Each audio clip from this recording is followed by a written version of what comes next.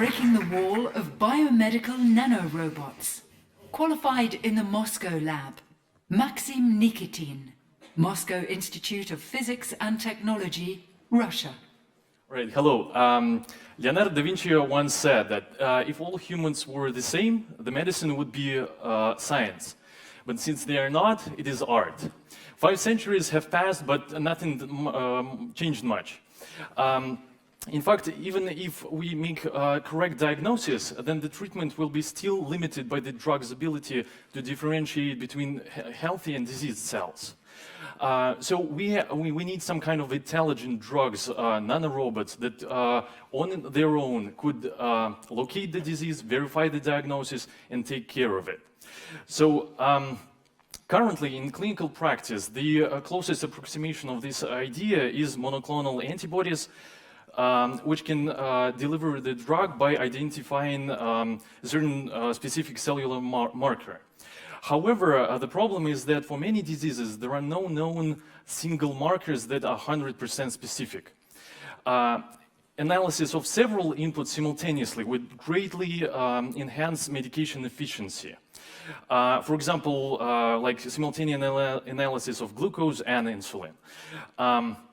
For that, if we regard the presence and absence of certain marker as ones and zeros, we would need a certain kind of biocomputer to analyze those situations. But can we miniaturize the computer, the autonomous computer, so that it would actually fit in our capillaries? Can we make the computer the size like 1,000th of our thickness of our hair? We actually, not only it is possible, but we actually already show that. So in our recent publication featured on the cover of Nature Nanotechnology, we show that we can program any nanoparticle to perform any Boolean logic function in order to deliver drugs based on this analysis. So the particles are made based on various assemblies of nanoparticles and biomolecules, and can deliver drugs not only in cell cultures, but as we show in our recent development of this technology, they can also compute in mice. So this is actually, we have created the first drug to be able to actually perform a computation inside a living mammal.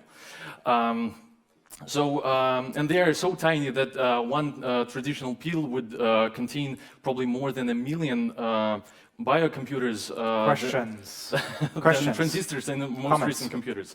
Thank you very much. Here. So how does the yes gate and no gate operate? So basically we have certain layers on the structure which disassemble on based on the inputs that have and break the bonds between these assemblies, thereby allowing the antibody on the center particle Thank you very much. recognize the... Thank you.